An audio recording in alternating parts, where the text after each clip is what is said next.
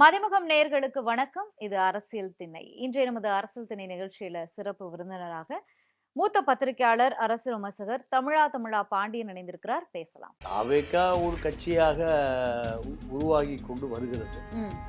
ஆனால் திராவிட இயக்கங்களுக்கு மாற்றாக உருவாகுமா? சினிமாவுல உச்சத்துல இருக்கும்போது உங்களுக்காக என்னோட கெரியரை தியாகம் பண்ணிட்டு வரேன் அப்படின்னு சொல்லியிருக்காரு. இல்லைம்மா, அவர் படம் ஒன்றும் ஓடலமா. அவர் படம்லாம் பெருசா அவரை வச்சு படம் எடுத்த பல பேர் தற்கொலை பண்ணி செத்து போயிட்டாங்க.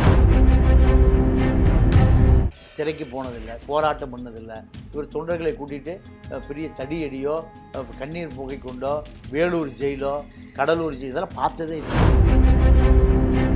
விஜய் எத்தனை ஆண்டு காலம் அரசியல் நிற்பார்? இங்கே இருக்கக்கூடிய 6.5 கோடி பேருடைய நம்பிக்கை அவர் பெறுவார். ஆண்டவனோடு கூட்டணி, மக்களோடு கூட்டணினார். கடைசியில் ஜெயலலிதாவோடு கூட்டணியாக போனார். கீர்த்தி சுரேஷ் கல்யாணம் நடக்குது. கோவாவுக்கு சார்ட்டர் ஃப்ளைட்டில் போகிறார். தனி விமானத்தில் திரிஷாவை தள்ளிட்டு போகிறார். விஜயுடைய அரசியல் என்பது மேனாமினிக்கு அரசியல். அவர் பேசாத பேச்சா? வைகோ பேசாத பேச்சாமா? ராஜீவ்காந்தி ஈழ பிரச்சனைலாம் பேசிட்டு இருக்க, நீ எங்கேயா வெளியே சொல்லிட்டு போவா கேட்டாரா இல்லையா? அப்படிலாம் இனிமேல் கேட்க முடியுமா? நாடாளுமன்ற டைகர் ஈழ போராட்டத்தினுடைய மிகப்பெரிய சிம்ம குரல் வைகோவுடை.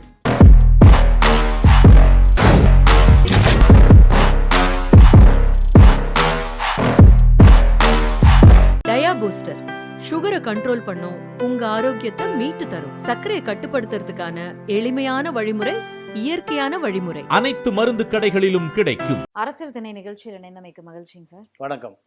தாவேகாவில் ஒரு முன்னாள் வருமான வரித்துறை அதிகாரி அருண்ராஜ் அவர்கள் இணைஞ்சிருக்காரு. 2 தினங்களா பேசுபொருளாக இருக்காரு. அவர் ஒரு பேட்டி கொடுத்திருக்காரு.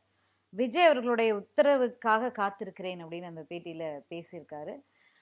அவர் தொடர்பான பல தகவல்கள் பகிரப்பட்டது. அது பொய்யனும் சொல்லியிருக்காரு. நான் விஜய் வீட்டுக்கெல்லாம் ரைடுக்கு போகலை, ஆனால் எங்களுடைய நட்பு சில வருடங்களாக தொடருது அப்படின்னு சொல்லி அதிகாரியா இருக்கும் போதே ஆலோசகராகவும் செயல்பட்டிருக்காரு. இப்போ பதவியை ரிசைன் பண்ணிட்டு வந்திருக்காரு. இதெல்லாம் ஒரு பக்கம். முன்னாள் அதிமுக திமுக சட்டமன்ற உறுப்பினர்கள் சேர்க்கை ஒரு பக்கம். இதெல்லாம் தாவேகாவிற்கு எந்த அளவுக்கு கை கொடுக்கும்? இல்லை, தாவேகா ஒரு கட்சியாக உருவாகி கொண்டு வருகிறது. ஆனால் திராவிட இயக்கங்களுக்கு மாற்றாக உருவாகுமா? பல முறை பல கட்சி உருவாகி காணாமையே போச்சு. இல்ல, மாற்றுங்கிறத எனக்கு ஒரு டவுட் வருதுங்க. திராவிட இயக்கத்திற்கு மாற்றுன்னு அவர் சொல்லல. ஆனா ஊழல் கட்சிகளோடு, திமுகவை மட்டும் ஊழல் கட்சின்னு சொல்லிட்டு இருந்தாரு. ஊழல் கட்சிகளோடு எந்த நேரத்திலையும் கூட்டணி கிடையாது, ஊழல் இல்லாத ஆட்சியை தருவோம்னு சொன்னாரு. ஆனா அந்த ஊழல் கட்சியிலிருந்து வரக்கூடிய முன்னாள் சட்டமன்ற உறுப்பினர்களை கட்சியில சேர்த்துக்கிறாரே, அவங்க 2 முறைக்கு மேல சட்டமன்ற உறுப்பினரா இருந்திருக்காங்க. அப்ப அவங்க எப்படி செயல்பட்டு இருப்பாங்க? அப்ப ஊழலற்ற கட்சின்னு சொல்ல வராரா? என்ன சொல்ல வராரு? இது எல்லாரும் சொல்றதுதான். எல்லாரும் இதை சொல்றதுதான். எல்லாரும் மாதிரிதான் விஜய். எல்லாரும் மாதிரிதான் விஜய். விஜய் என்ன இதுல சுதந்திர போராட்ட தியாகியா அலிகாரி ஜெயில இருந்தா வந்தாரு? இல்ல சார், அதுக்கு மேல ஒரு பெரிய தியாகி.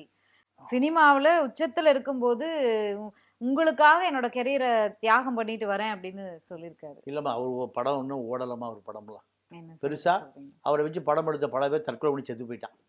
அது ஒரு பெரிய பட்டியல. குஞ்சு பொண்ணலாம் ஆளை காணாம். ஆஸ்கர் ரவிச்சந்திரன் காணாமையே போயிட்டாரு. இப்படி பல தயாரிப்பாளர்கள் என்ன ஆனாங்கன்னே தெரியல.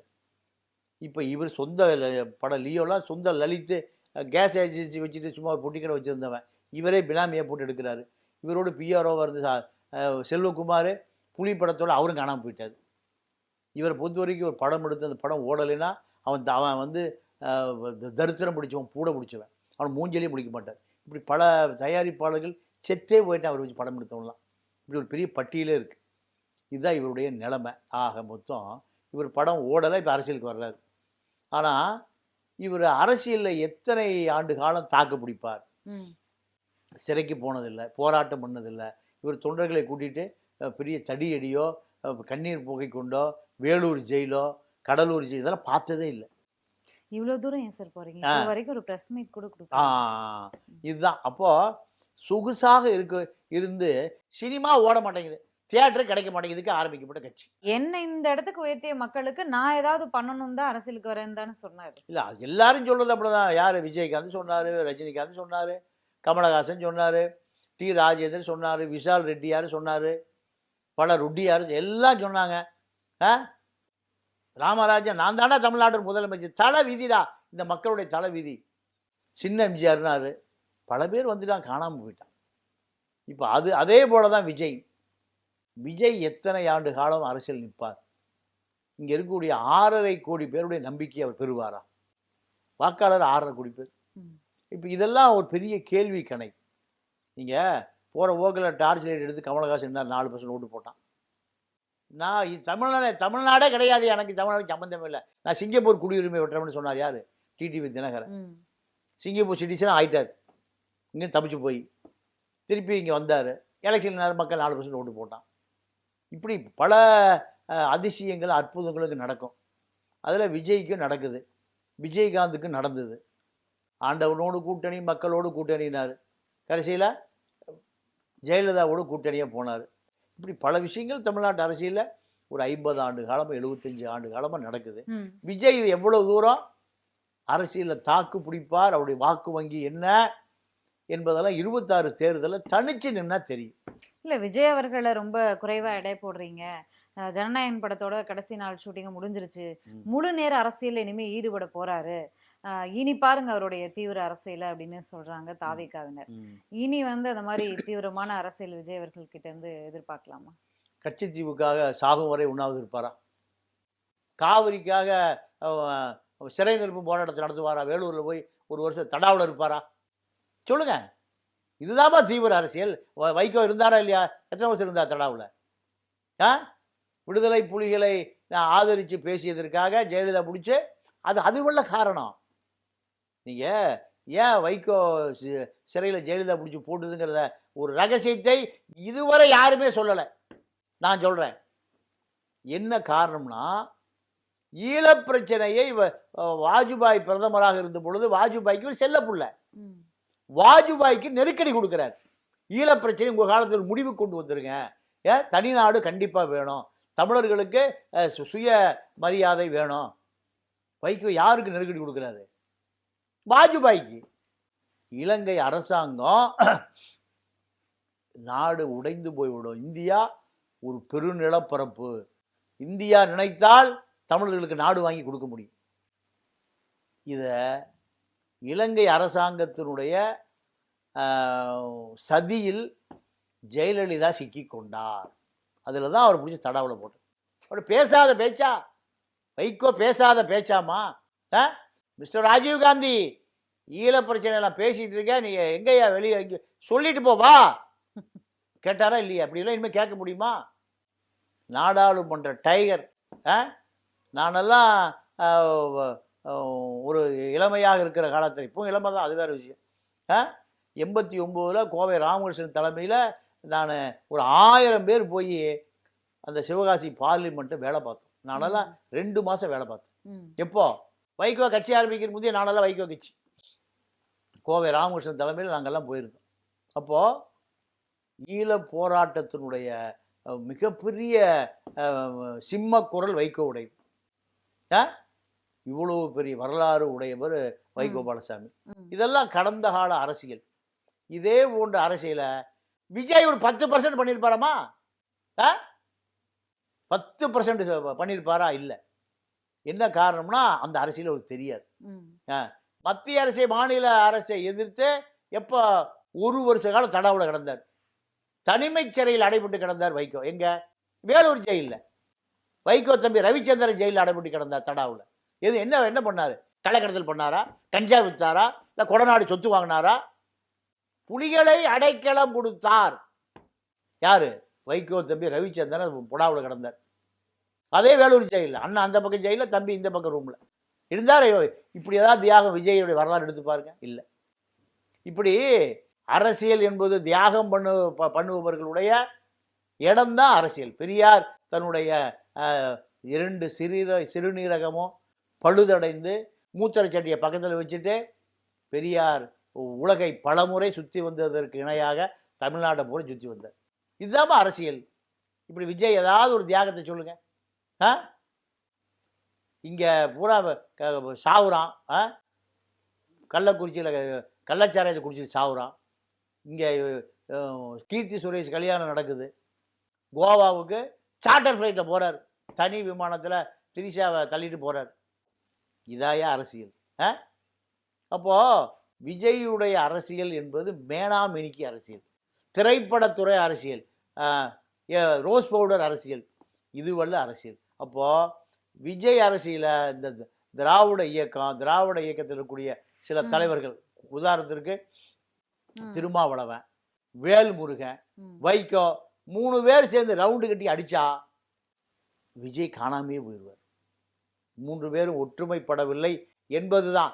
3 பேருமே போராளிகள், ஈழ போராளிகள், ஈழத்துக்காக தன்னுடைய உயிரை துச்சமென தூக்கி எறிந்தவர்கள். இவர்களை விட தியாகி இங்கே யாருமே இல்லை. இந்த 3 தியாகிகளுக்கு இணையாக ஒரு விஜய் வந்துட முடியாது. பெரியாருடைய சிந்தனைகளால் உருவாக்கப்பட்ட தனது 7 பாடல்களை நாம் தமிழர் கட்சியினர் நாம் தமிழர் மேடைகளில் பயன்படுத்தக்கூடாது அப்படின்னு அந்த பாடல்களை எழுதிய இசை வேந்தன் அப்படிங்கிற நபர் போலீஸில் புகார் கொடுத்துருக்காரு. பெரியார் பெரியாரெல்லாம் ஒரு பெரியாரே மண்ணுதான் அப்படின்லாம் பேசிட்டு பெரியாருடைய சிந்தனைகளால் உருவாக்கப்பட்ட பாடலை ஏன் நாம் தமிழர் கட்சியினர் பயன்படுத்துகிறாங்க? இல்லை, நாம் தமிழர் கட்சிக்கு கொள்கையும் இல்லை, புளியங்காயும் இல்லை. தமிழ் தேசியம் எங்கள் உயிர். தமிழ் தேசியம் ஏமாற்றுவதற்கு உயிர். 15 வருஷ காலம் தமிழ் தேசியத்தை என்ன புடுங்கினார் சைமன்? இந்த சைமன் என்ன புடுங்கினாரு? சீமான் சார். அவர் பேர் உங்களுக்கு தெரியும், எனக்கு அவர் சைமன்னா தான் தெரியும். இந்த சைமன் என்ன புடுங்கினாரு? தமிழ் தேசியத்தை 7 முறை அபார்ஷன் பண்ணியிருக்காரு. விஜயலட்சுமி வயிற்றில் வளர்ந்த கருவை 7 முறை அபார்ஷன் பண்ணாதான் தமிழ் தேசியம் வளர்ந்தது. ஏன்னா கட்டம் பொண்டாட்டிய குடும்பம் நடத்த முடியல. வலசரவாக்கம் போலீஸ் ஸ்டேஷன் கட்சியோட எல்லாம் வாட்ஸ்அப்போடு கட்சியை திரண்டு வலசரவாக்கம் போலீஸ் ஸ்டேஷனுக்கு வா. இப்படி ஒரு தமிழ் தேசியம் அசிங்கமா இல்லை? வல்வெட்டித்துறையில் உருவானதாண்டா தமிழ் தேசியம். வல்வெட்டித்துறையில் பார்வதி அம்மாள் வயிற்றில் உருவாகியதாண்டா தமிழ் தேசியம். தமிழ் தேசியத்துக்கு அடையாளம் என்ன? வேலுப்பிள்ளை வயிற்றில் உருவானதாண்டா தமிழ் தேசியம். அந்த பேரை சொல்லிட்டு இந்த சைமன் சைத்தான் சைமன் எங்க விஜயலட்சுமிகிட்ட இருந்து இன்னும் தப்பிக்க முடியல. தமிழ் தேசியத்தை அசிங்கப்படுத்தி, தமிழ் தேசியத்தை அந்நியப்படுத்தி, தமிழ் தேசியத்தை இளைஞன் ஒரு 50 வருஷத்துக்கு வரமாட்டான். தமிழ் தேசியம் திராவிடம் எப்படி அசிங்கப்பட்டு நிற்குதோ, தந்தை பெரியாருடைய தியாகம் லஞ்ச லாவணி ஊழலால் அசிங்கப்பட்டு நிற்குதோ, அதே போல தமிழ் தேசியம் இந்த சைமனால் அசிங்கப்பட்டு நிற்குது. இதை மீட்டெடுப்பதற்கு யாரா கிடைப்பான்னு தமிழர்கள் 10 கோடி பேரும் தேடி அலையிறான். கேரளாவில் ஒரு ஒடுக்கப்பட்ட சமூகத்திலிருந்து ஒருத்தன் வந்திருக்கான், வேடன். ஒரு ஈழத் தமிழச்சியினுடைய கருவிலிருந்து வந்த பெரு நெருப்பு. நான் பாணன் இல்லை, பறையன் இல்லை, நான் எந்த சாதி இல்லைடா, புலையன் இல்லை, பாணன் இல்லை, பறையன் இல்லை, தம்பூரா என்ற மசுறாங்கிறான். அதுதாயா ஆரியத்தை எதிர்க்க வந்த இலங்கை தமிழச்சி வயிற்றில் உருவான ஒரு கரு. அப்படிங்க எந்த கருவும் உருவாகலை. இந்த சைமனை போல 15 வருஷ காலம் தமிழ் தேசியத்துக்காக உன்னுடைய குரலை சொல்லியா? எதுவுமே இல்லை. பெரியாருடைய மேடை தான் உனக்கு அடையாளம் கொடுத்தது. கோவை ராமகிருஷ்ணன் குளத்தூர் மணிதான் உன்னை கருப்பு சட்டை போட்டு விட்டவர்கள். இந்த கருப்பு சட்டை தந்தை பெரியாருடைய கருப்பு சட்டை குளத்தூர் மணியும் கோவை ராமகிருஷ்ணன் ஆரிச்சாமி போட்டு விட்டதுனால தான் அங்கே தேசிய தலைவன் உன்னை வர சொன்னான். இல்லைன்னா உன்னை சீந்துவதற்கு நாதி இல்லை. நீ அங்கே போய் 15 நாள் என்ன பண்ணிட்டு இருந்த, இன்ச்சு போய் என்ன பண்ணிட்டு இருந்தேன்னு எனக்கு தெரியும். மது புட்டியை குடிச்சிட்டு நீங்கள் மரண பயத்தில் படுத்து கிடந்த. உன்னுடைய அறையில் இருந்த கேமராமேன் முருகன், எல்லாளர் படத்தினுடைய இயக்குனர் முருகன் அத்தனை கதையும் எங்களுக்கு சொல்லியிருக்காரு. நீ என்ன பண்ணிட்டு இருந்த, எத்தனை பேர் பெண்களுக்கு நூல் விட்ட, எத்தனை பேரை லவ் பண்ண, உன்னை எப்படா பேக் பண்ணி அனுப்புறதுன்னு பிரபாகரை துரத்தி விட்டாரு. பிரபாகர் நீ பார்க்கவே இல்லை, படம் எடுக்கல, அவ்வளவு போலிங்கிறத படத்தை எடுத்து ஒட்டி ஜிக்சாக் பண்ணவன் பூரா சொல்லிவிட்டான். அதனால எல்லாம் தமிழ் தேசியம் என்பதை போலி, தமிழ் தேசியத்தை சொல்லுகிறவன் அதை விட போலி. உண்மையான தமிழ் தேசியம் எங்க இருக்குன்னா 50,000 இளைஞர்கள் இந்த மண்ணுக்காக தன்னுடைய தேக்குமர தேகத்தை வெடிச்சு செதறினான்ல. இந்தியாவில் இருக்கக்கூடிய 50 கோடி இளைஞர்களுக்கு சமம் அந்த 50,000 பேர், 5 லட்சம் மக்கள். அதுதான் தமிழ் தேசியம். கடைசி வரை சமரசம் செய்து கொள்ளாமல் வெடிகுண்டுகளோடு வெடிச்சு செதறினான்ல, அவன்தான் பச்சை தமிழன். அதுதான் தமிழ் தேசியம். சீமான் அவர்கள் கட்சியில இருந்து பலர் விலகினாங்க. அதுக்கு காரணம் வந்து ஆர்எஸ்எஸ் ஆதரவாளரா மாறிவிட்டார் அப்படின்னு சொல்லி, இந்த இசைவேந்தன் அவர்களும் பாடலை நான் பயன்படுத்தக்கூடாதுன்னு ஏன் சொல்றேன் அப்படின்னா, ஆர்எஸ்எஸ் ஆதரவாளரா சீமான் மாறிட்டாரு, அதனால அவர் மேடையில இந்த பாடல்களை ஒளிபரப்ப கூடாது அப்படின்னு நான் தடை கேட்டு ஒரு காவல்துறை போயிருக்காரு. அவர் தனித்து தான் போட்டியிடுவார், ஆர்எஸ்எஸ் ஆதரவாளர் பாஜகவினுடைய பி டீம் அப்படின்னு சொன்னாலும் நான் தனித்து தான் போட்டியிடுவேன் அப்படின்னு சொல்றாரு. அப்புறம் ஏன் மீண்டும் மீண்டும் அவர் மீது இதே விமர்சனத்தை வைக்கப்பட்டது? இல்லை, தனிச்சு போட்டியிடலாலும் சரி, கும்பலா போட்டியிடலாலும் சரி, எங்க போட்டிட்டாலும் சரி, கொள்கை என்ன என்பதுதான். உன்னை குருமூர்த்தி பாராட்டுறாரு, குருமூர்த்தி உன்னை பாராட்டுகிறார். பெரியார் சொல்றாரு, ஒரு பெரியாரிஸ்டாக பெரியார் என்ன சொல்றாருன்னா, உன்னை பார்ப்பனர்கள் ஆதரிக்கிறார் என்றால் நீ தவறாய் போகிவிட்டாய், உன்னை எதிர்க்கிறார்கள் என்றால் நீ சரியா இருக்க. இது அவருடைய அளவுகோல். உன்னை பார்ப்பனர்கள் தலையில தூக்கி வச்சு கொண்டாடுறான் இது சைமன். அப்போ நீ சங்கியாக மாறிவிட்டாய். குருமூர்த்தி உன்னை உச்சி முகர்ந்து உன்னை பாராட்டுறது. பெரியார் மண் என்று சொன்ன சீமானை நான் பாராட்டுகிறேன், சைமனை பாராட்டுகிறேங்கிறார். அப்போ சைமன் யாருடைய எடுபடி? குருமூர்த்தியினுடைய எடுபடி, குருமூர்த்தியினுடைய வடிகால், குருமூர்த்தியினுடைய அடிவரடி. உனக்கு என்ன கொள்கை இருக்கு? உனக்கு கருப்பு சட்டை மாட்டி விட்ட கோவை ராமகிருஷ்ணன், குளத்தூர் மணி, ஆரிச்சாமி 3 பேரும் தான் பெரும் குற்றவாளி. ஒரு பதரை நெல்லென்று நினைத்த உன்னை தமிழ் தேசிய அரசியலுக்கு நீங்கள் வவுனியா காட்டுக்கு அழைத்து கொண்டு போன குளத்தூர் மணி, கோவை ராமகிருஷ்ணன், ஆரிச்சாமி 3 பேரும் தான் பெரும் குற்றவாளி. அவர்கள் தான் இந்த இனத்தை காட்டி கொடுத்தவர்கள்.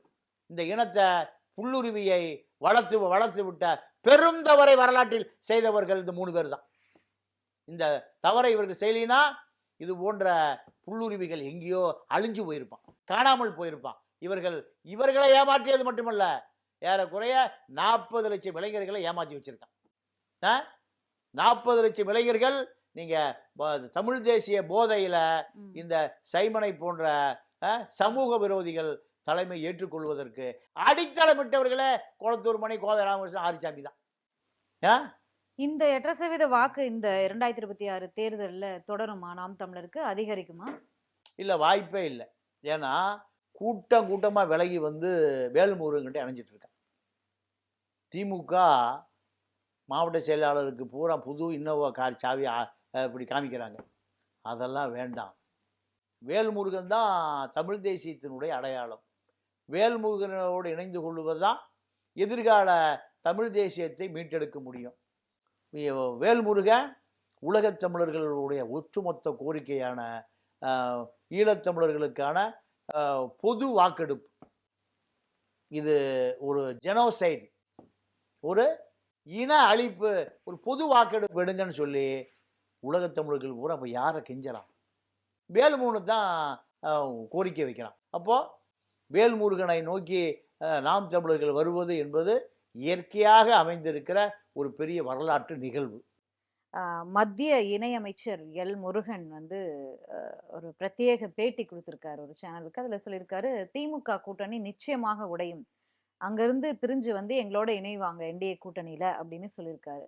எந்த நம்பிக்கையில இவ்வளவு உறுதியா சொல்றாரு? இல்ல, பாஜகவை பொறுத்தவரை தமிழ்நாட்டில் எந்த நம்பிக்கையும் இல்லை. பாஜகவுக்கு 3% வாக்கு நிரந்தர வாக்கு. இந்த 3% வாக்கு என்பது பார்ப்பனர்களுடைய வாக்கு. இந்து மேல்ஜாதி சனாதனத்தை தூக்கி பிடிக்கக்கூடியவர்களுடைய வாக்கு 1%. இதுதான் பாஜகவுடைய 4%. பாஜகவுடைய கொள்கையில இருக்கக்கூடிய எந்த அரசியலும் தமிழ்நாட்டில் இல்லை. அப்போ கம்யூனிஸ்ட் பாஜகவில் இணையாது. 2 கம்யூனிஸ்டுகளும் ஒருவேளை திமுக இணைந்தால் இணையலாம் பிஜேபியோடு, ம், காங்கிரஸ் இணையாது, ம், மதிமுக இணையாது, ஆஹ் வேல்முருகன் இணைய மாட்டார், முஸ்லீம் லீக் இணையாது, இப்படி சிறுத்தை இணையாது. வேறு இந்த கூட்டணியில் பெரும்பான்மையா இருக்கக்கூடிய காங்கிரஸ், ம், ஒருவேளை காங்கிரஸ் பிஜேபியோடு இணையுமா? ம். இதுதான் எல் முருகனுடைய கனவு. திமுக பாஜகவோடு, அதாவது அடிப்படை முரண்பாடுகளோடு உள்ள கட்சி தான் திமுக இருக்கு. ஆனா முரண்கள் இருக்கே. பாஜகவினுடைய பூதம் தான் திமுகவுடைய ஓட்டு. கூட்டணியில பல முரண்கள் இருக்கு. ஒவ்வொன்னா இப்ப வெளியில வருது அப்படிங்கும்போது யாராவது பிரிஞ்சு வருவாங்க, இல்ல யாராவது மறைமுகமா பேச்சுவார்த்தை கூட நடத்தி இருக்கலாம். அதன் நம்பிக்கையில கூட சொல்வாரோ என்னவோ. இல்ல இல்ல, அதாவது அதிமுக பாஜக அல்லாமல் அதிமுகவோடு விடுதலை சிறுத்தைகளும் நம்ம வேல்முருகனும் சிபிஎம்மும் பேசியது உண்மைதான். ம், பாஜக இணைந்த பிறகு அதிமுக கூட்டணிக்கு எஸ்டிபிய தலைதறிக்க ஓடுது. ஆமாம். திமுகவுக்கு ஆ, ஆதரவு. தலைதறிக்க ஓடுது. அப்போ முருகன் மத்திய அமைச்சராவதற்காக, அமைச்சரவை தக்க வைத்துக் கொள்வதற்காக இது போன்ற சரவெடிகளை கொளுத்தி போடலாமே தவிர 0.5% 0.25% கூட இதுல உண்மை இல்லை. ம். வாய்ப்பு இல்ல. அப்போ எல்முருகன் எப்படி சொல்றாரு? அமித்ஷா அவர்கள் 2026ல தேசிய ஜனநாயக கூட்டணி ஆட்சி வெற்றி பெறும், ஆட்சி அமைக்கும் அப்படின்னு சொல்றாரே, அது எந்த நம்பிக்கையில சொல்றாரு? அது அந்த நம்பிக்கை நடக்கும். எப்படி சொல்றாரு? எப்படி சொல்றேன்னா, ஆ. கடந்த 21 தேர்தல்ல பாஜக அதிமுக கூட்டணி வாய்ப்பை இழந்தது 3%. சரி. திமுக அதிமுகவுக்கான வாக்கு சதவீதம் 3% தான். டி நகர்ல கூட 75 ஓட்டு தான் ஜெய கருணாநிதி ஜெயிச்சது. ம், ம். இப்படித்தான் அரசியல். ஆனால் விஜயனுடைய வாக்கு இப்போ 10% இருப்பதாக சர்வேக்கள் புள்ளி விவரங்கள் எல்லாம் சொல்லுது. ம்.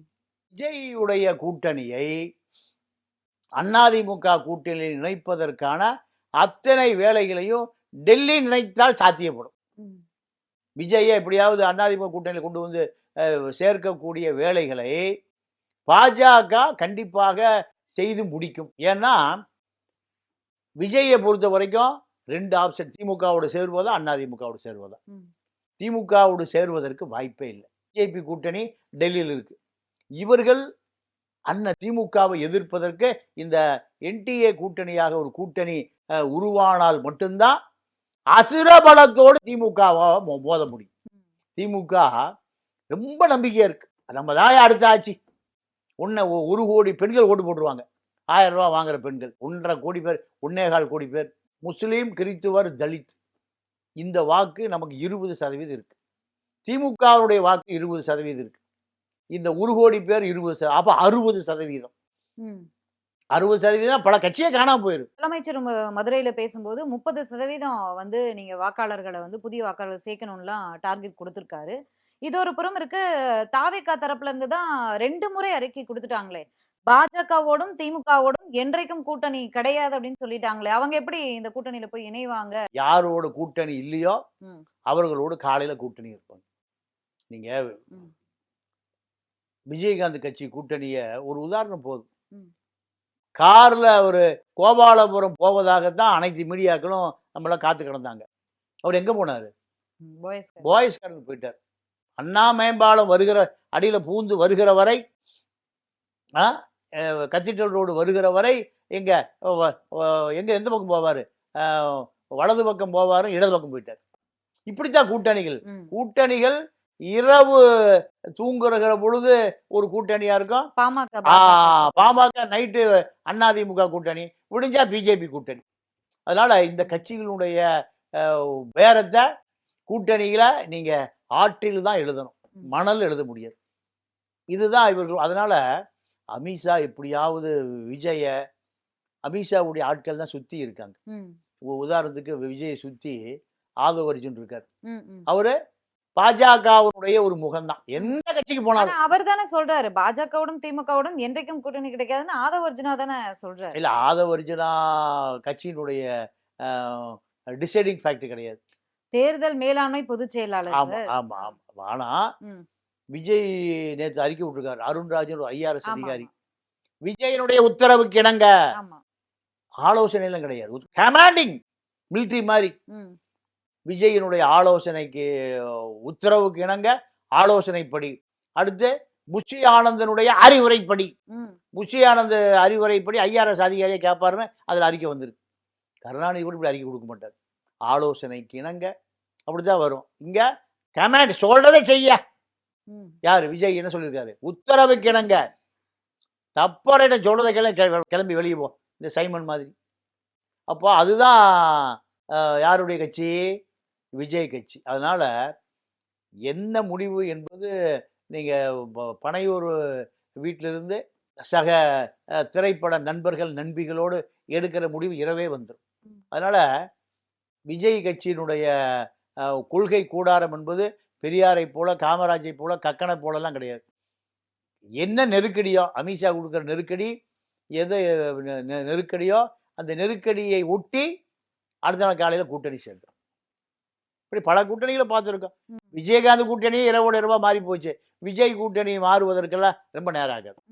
கொள்கை எதிரி, அரசியல் எதிரின்னு திமுகவையும் பாஜகவையும் விமர்சிச்சிருக்காரு. என்றைக்கும் கூட்டணி கிடையாதுன்னு சொல்லியிருக்காரு. அவர் எப்படி இந்த கூட்டணியில போய் இணைவாருன்னு நீங்க சொல்றத எப்படி பாக்குறது? ஆமா, அவருடைய மனைவி பிரிட்டிஷ் பாஸ்போர்ட் சங்கீதா. சரி. மாமனாரும் பிரிட்டிஷ் பாஸ்போர்ட். விஜயனுடைய வெளிநாட்டு உரிமை படம் பூராமே அங்க டாலரா, பவுண்ட்ஸா, யூரோவா மாறி போச்சு. இதெல்லாம் அமலாக்கத்துறையிட்ட ஃபைல் இல்லாமையே இருக்கும். இந்தியாவோட அரசியல அமலாக்கத்துறையும் ஐடி துறை தான் முடிவு பண்ணுது. இந்தியா முழுக்க, தமிழ்நாடு இந்தியாவில் தானே இருக்கு. பாண்டிச்சேரியில அரசியல ஐடி கமிஷனர் தான் முடிவு பண்ணார் கூட்டணி. அதனால இந்த 200 கோடி சம்பளம் வாங்குற விஜய் கண்டிப்பா தப்ப முடியாது. யார்கிட்ட இருந்து? அமித்ஷாட்ட இருந்து தப்பவே முடியாது. அமித்ஷா அவர்களுடைய இந்த மதுரை விசிட்டே தோல்வியில தான் முடிஞ்சிருக்கு. இந்த முறை தமிழ்நாடு விசிட்ல பாமக எங்க என்டிஏ கூட்டணியில மீண்டும் சேர்ந்துட்டாங்க அப்படிங்கிற தகவலை பிரஸ் மீட் கொடுக்கணும் அப்படிங்கிறதுக்காகவும் தான் வந்தாரு. ஆனா பாமகவை சமாதானப்படுத்த முடியல அவங்களால. ராமதாஸ் அவர்கள் முரண்டு பிடிக்கிறாரு, பிறகு பாத்துக்கலாம் அப்படின்ட்டாரு. அப்படின்னு சொல்லும்போது பாமகவையே சமாதானப்படுத்த முடியலையே, தாவக்காவை எப்படி கொண்டு வந்துருவாங்க அப்படின்னு எப்படி நீங்க சொல்றீங்க? ஏன்னா அவங்க கொள்கை எதிரி அப்படின்னு இவ்வளோ தீவிரமா அறிவிச்ச பிறகு பாஜகவோட போய் சேர்ந்தா அது விஜய்க்கு தானே நஷ்டம். ஆமா, பாஜகவை இந்த கூட்டணிகள் கொண்டு வருவதற்கு நீங்க அமித்ஷாவுக்கு ஒரு தொலைபேசி மட்டும் போதும். தாவேக்கா இல்ல, பாமகவை ஒரு தொலைபேசி. அன்புமணிக்கு ஒரு தொலைபேசி. அன்புமணி எப்படி இருக்கீங்க? திகார் ஒன்று இருக்கு தெரியுமா? அவ்வளவுதான். ராமதாஸ் சொல்றாருல, என் காலில் அன்புமணியும் சௌமியா உட்காந்துட்டு பிஜேபியோட தான் போனோம். ஒரு ஃபோன் தான் அமித்ஷா பண்ணாரு. நைட்டு அதிமுக கூட்டணி எங்க சிவி சண்முகம் கொண்டு போய் சின்னம்மா வீட்டில் பொட்டியெல்லாம் இறக்கி வச்சிட்டாரு. இது தெரிஞ்ச பிறகு காலையில் 6 மணிக்கு கையில் காலை பிடிச்சிக்கிட்டு 2 பேரும், மருமக ஒரு காலை, மகன் ஒரு காலை பிடிச்சிட்டு விடவே மாட்டேங்கிறாங்க. சொன்னாரா இல்லையா? அப்போ அமித்ஷாவுக்கு எவ்வளோ தேவைப்படுது? ஒரே ஒரு தொலைபேசி தான். அதனால அதெல்லாம் ஒரு நோக்கம் அல்ல. குருமூர்த்தி போறாரு, சமாதான பேச்சுவார்த்தை, சமாதானம்லாம் கிடையாது. அது அப்படி நீங்க அந்த 3.5 மணி நேரத்துல என்னதான் சார்? அருமை அருமை. அதாவது என்னன்னா, அவரு பிஜேபி எதிர்த்து அரசியல் பண்றாரு. பிஜேபியோட சேர்ந்ததுனாலதான் தன்னுடைய குருமூர்த்தி போய் என்ன சொல்றாரு, 98ல உங்களுக்கு மத்திய மந்திரி சபையில சேர்த்து கொண்டதே பிஜேபி தான். ஞாபகம் வச்சுங்க. பிஜேபி இல்லைன்னா உங்களுக்கு அரசியல் அங்கீகாரமே இல்லை. உங்களுக்கு பல ஆயிரம் கோடி சொத்து எப்படி வந்தது? பிஜேபியோட நீங்க கூட்டணி சேர்ந்ததுனாலதான். 98, 99, 2000, 2001, 2, 3, 4, 6 வருஷம் நீங்க பிஜேபி அமைச்சரவையில் மந்திரியா இருந்திருக்கீங்க. இதை ஞாபகம் வைத்துக் கொள்ளுங்கள் ஐயா ராமதாஸ் அவர்களே. இந்த மிரட்டல் உருட்டலுக்கு தான் குருமூர்த்தியை அமித்ஷா அனுப்பிச்சது. எல்லாம் ஒத்துக்கிற உண்மைதான். இதுதான் சக்சஸ் ஃபார்முலா முடிஞ்சது. முடிந்த பிறகு எடப்பாடி இந்த பாமகவுடைய தலைவிதி எங்க போய் சேர்ந்தது? எடப்பாடிட்டு போய் சேர்ந்துருச்சு.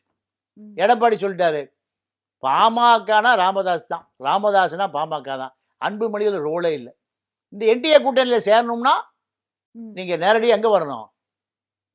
எடப்பாடி வீட்டுக்கு போயிருங்க. எடப்பாடி தான் என்டிஏ கூட்டணியுடைய தமிழக தலைவர். அதனால நீங்க அவர்கிட்ட போய் பேசிங்க. இத முடிவுக்கு கொண்டு வந்தது எடப்பாடி. எடப்பாடி அன்புமணிகிட்ட கூட சொல்லிட்டாரு. ராமதாஸோட வாங்க என் வீட்டுக்கு. உங்கள வரவேற்கிறேன். ராமதாஸ் இல்லாமல் வந்தா நான் உங்களை வரவேற்க முடியாது. எனக்கு அங்கீகரிக்கப்பட்ட தலைவர் யாரு? ராமதாஸ் தான். இந்த சண்டைக்கே முற்றுப்புள்ளி வச்சதே எடப்பாடி தான். அவர் ஒரு ஃபோன்ல முடிச்சிட்டாரு. இவர் 1 மணி நேரத்துல முடிச்சிட்டாரு. அவ்வளவுதான். இதுல பாமக ரோலே ஒண்ணும் இல்ல. பாமக பிஜேபியினுடைய அடிமை. இல்லைன்னா எங்க கழுவிங்கணும்? எங்க திகார்ல கழுவிங்கணும். அதனால அமித்ஷாவும் பிஜேபியும் ஆர்எஸ்எஸும் இந்தியாவினுடைய வலிமையான சக்திகள். அதை எதிர்க்கக்கூடிய வலிமை அதை விட வலிமையானவர்களுக்கு தான் இருக்கும். இவர்களை பொறுத்த வரைக்கும் பல ஆயிரம் கோடி பல லட்சம் கோடி திருடி எங்கேயோ சேர்த்து வச்சிருக்காங்க. பாமகவெல்லாம் அவர்களுக்கு ஒரு பொருட்டே இல்லை. விஜயகாந்தே ஒரு பொருட்டாக இல்லை அந்த காலத்தில். இப்போ விஜயும் ஒரு பொருட்டல்ல. தமிழக அரசியல் இதுல வந்து திமுக வெற்றி கூட்டணி அவங்க அப்படியே கூட்டணியை தொடர்றாங்க. அதிமுக பாஜக கூட்டணி இணைஞ்சிருக்காங்க, உறுதிப்படுத்தியிருக்காங்க. தேமுதிக வெளியில இருக்கு, பாமக வெளியில இருக்கு, தாவேக வெளியில இருக்கு. சீமான் தனித்து போட்டி அப்படின்னு சொல்லியிருக்காரு. 31 வரைக்கும் நான் தனித்து போட்டி தான் அப்படின்னு சொல்லியிருக்காரு. இப்ப இந்த தேமுதிக பாமக யாரோட இணைவாங்க அப்படிங்கிறது? இல்லை, தேமுதிகவுக்கும் பாமகவுக்கும் அதிமுக பிஜேபி கூட்டணியை விட்ட வேறு வழியே இல்லை. வேறு ஏன்னா திமுக கூட்டணியில் இருக்கக்கூடிய கூட்டணிகளுக்கு இப்போ சீட்டு அதிகமாக கேட்குறாங்க. திமுக கூட்டணியில் அவர்களுக்கு இப்போ 6 சீட்டு கொடுத்தாங்க. யாருக்கு? சிறுத்தைக்கு 6 சீட்டு கொடுத்து இப்போ 4 பேர் எம்எல்ஏவாக இருக்காங்க. இப்போ அவங்க எனக்கு 10 கேட்குறாங்க. எவ்வளவு? 10. இவர்களுக்கு 10 கொடுத்தா மதிமுகவுக்கும் 2 மடங்கு கொடுக்கணும், சிபிஐ கொடுக்கணும், சிபிஎம் கொடுக்கணும். கம்யூனிஸ்ட் சண்முகம் தலைவர் அதிகமாக சீட் எனக்கு பழைய ஒத்துக்க மாட்டேங்கிறாங்க. திமுக ஜெயிச்சிருக்கிறது. ஆமா ஆமா ஆமா. அப்போ வேல்முருகன் சீட் அதிகமாக கேட்பாரு. இப்போ இப்படி இருக்கிற கூட்டணியை தக்க வைப்பதற்கு சீட் அதிகமாக வேணும். காங்கிரஸ் சீட் அதிகமாக கேட்குது. அப்ப இதுல போய் எங்க தேமுதிகவும் பாமக. மதுரையில நடந்த நிகழ்ச்சியில விஜயகாந்த் அவர்களுக்கு ஒரு இது மரியாதை செலுத்துறாங்க திமுக. உடனே வந்து தமிழக முதலமைச்சர் அவர்களுக்கு ஒரு பாராட்டுகளையும் நன்றியும் பிரேமலதா விஜயகாந்த் அவர்கள் சொல்றாங்க. ஒரு நல்ல ஒரு மரியாதையோடு பேசும்போது ஒரு ஷார்ட் கார்னர் தெரியுது திமுக சைட்ல. இங்க போயிடுவாங்களோ, ராஜ்யசபா எம்பி சீட் வேற அங்க பிரச்சனையா இருக்கு அதிமுகல. தமிழ்நாட்டுல அதிமுக தலைமையில தான் கூட்டணி அப்படின்னு அமித்ஷா வேற சொல்லிட்டாரு. அப்படிங்கும்போது திமுகவுக்கு போகும் அப்படிங்கிறது கருத்தா வருது பலரும். இல்ல இல்ல, அதெல்லாம் வாய்ப்பே இல்லை. இந்த கூட்டணியே திமுக வெல்வதற்கு பலமான கூட்டணி. இந்த கூட்டணிய மீண்டும் அதிமுக கூட்டணியிலிருந்து பாமகவை சேர்ப்பதற்கு வாய்ப்பே இல்லை. ஏன்னா சிறுத்தை வெளியே போயிடும். தேமுதிக அதிமுக பிஜேபி கூட்டணியில் தொடர்வதை தவிர அவர்களுக்கு வேறு வழி இல்லை. ஏன்னா இங்க உள்ள வந்தா மறுபடி இவங்களுக்கு ஒரு 5 சீட்டோ 10 சீட்டோ கொடுக்கணும். அதெல்லாம் இந்த 10 சீட் 5 சீட்டை இருக்கிற கட்சிக்கு பிரிச்சு கொடுத்து அவரை தக்க வைத்துக் கொள்வதற்கு திமுக படாத பாடுபட. எல்லாருமே போர்க்குரல் உரத்திருக்காங்க. எல்லாருமே இரட்டை இலக்க எண்ணிக்கையில சீட் வேணும்னு கேக்குறாங்க. இதெல்லாம் நம்ம தொடர்ந்து பார்த்துட்டு இருக்கோம். இந்த ஃபீவர், இந்த சீட்டு அப்படிங்கிறது 6 மாசமாவே ஆரம்பிச்சுட்டாங்க திமுக கூட்டணியில் இருக்கக்கூடியவங்க. எல் முருகன் அவர்கள் சொல்றது வந்து துக்ளக் ரமேஷ் சொல்றாரு, மதிமுகவை தான் சொல்றாரு போல. ஏன் அப்படின்னா ராஜ்யசபா எம்பி சீட்டு வைகோ அவர்களுக்கு இந்த முறை தரல அப்படிங்கிறதுல மன வருத்தத்துல இருக்காங்க மதிமுகவினர். அதனால மதிமுக வேணா போவாங்க, போறதுக்கு வாய்ப்பு இருக்கு. ஆனா வைகோ போவாரான்னு தெரியல அப்படின்றாங்க. வைகோ அவர்கள் பாஜக அதிமுக கூட்டணி என்டிஏ கூட்டணிக்கு போயிடுவாரா? இல்ல, வாய்ப்பு இல்லை. ஏன்னா திமுக கூட்டணியில் தொடர்ந்து நீடிப்பதற்கான அத்தனை வாய்ப்புகளையும் நீங்க முதலமைச்சர் ஸ்டாலின் வைகோவுக்கு நெருக்கமா சில விஷயங்களை தொடர்புல இருக்காரு. இப்ப இந்த முறை வாய்ப்பு இல்லைன்னா அடுத்த முறை வாய்ப்பு கொடுப்பதற்கு வாய்ப்பு இருக்கு. நீங்க ஒரு நிகழ்ச்சியில வைகோ கீழே உட்கார்ந்துருக்காரு. அவர் மேல இவரை வெள்ளக்கோயில் சாமிநாதன் அனுப்பிச்சு மேல கூட்டார் சொல்றாரு. அப்போ இந்த மாதிரி சில இப்ப கமலஹாசன எம்பி சீட் கொடுப்பதற்கு வைகோவிடம் சமரசம் பேசப்பட்டிருக்கு. ஏன்னா விஜய் அதிமுக கூட்டணிக்கு போனா விஜயை எதிர்த்து கமலை நிறுத்த வேண்டிய தேவைகள். யார் சொல்றா? திமுக சொல்லுது. யார்கிட்ட? வைகோட்ட. இந்த தடவை உங்களுக்கு சீட் இல்லை, ஒரு இந்து, முஸ்லீம், கிறித்துவன், ஒரு ஆன்மீகவாதி 4 பேர் கொடுத்துருக்கோம். நீங்க சல்மா தவிர்க்கவே முடியாது. கமலஹாசன் விஜயை எதிர்ப்பதற்கு சரியான நபர், அவரையும் தவிர்க்க நட்சத்திர முகம் தேவை. விஜய் எதிர்க்கிறதுக்கு. உதயநிதி அவர்களை விட கமல்ஹாசன் வந்து இன்னும் ரீச் கொடுப்பாரா? அவர் தோல்வியை சந்திச்சவர் தானே. ஆமா, இருந்தாலும் அது நீங்க பாஜகவிடம் தோற்றவர் தானே கமல்ஹாசன். இல்ல, கமலஹாசன் தோற்றவர் தான், அவருக்கு 3.3% மேல ஆ. ஓட்டே இல்ல. ம். திமுக அடையாளத்தில் நிற்கும் போது ம். திமுக ஆதரவு தளம் பிரச்சாரம் பண்றாரு. இப்போ எம்பியா இருக்காரு, இருந்தாலும் ஆயிட்டாரு. அது இருந்தாலும் அவருக்கு விஜயை எதிர்ப்பதற்கு விஜய் எங்க நிக்கிறான் அங்க போய் பிரச்சாரம் பண்ணுவார்ல ஒரு வேட்பாளருக்கு, கூட்டம் கூடுமில்ல. இது திமுகவுக்கு தேவை. ம். அப்போ இப்படி பல விஷயங்கள் இருக்கு. அதனால வைகோவை இதையெல்லாம் சொல்லி அடுத்த முறை உங்களுக்கு வாய்ப்பு தர்றேன். ம். இந்த முறை விஜய் எதிர்ப்பதற்கான ஒரு ஆயுதம் தேவை. அதுதான் கமலஹாசன். ம். அதனால வைகோ கூட்டணி உடைத்து கொண்டு வெளியேறுவதற்கு வாய்ப்பு இல்லை. ம்.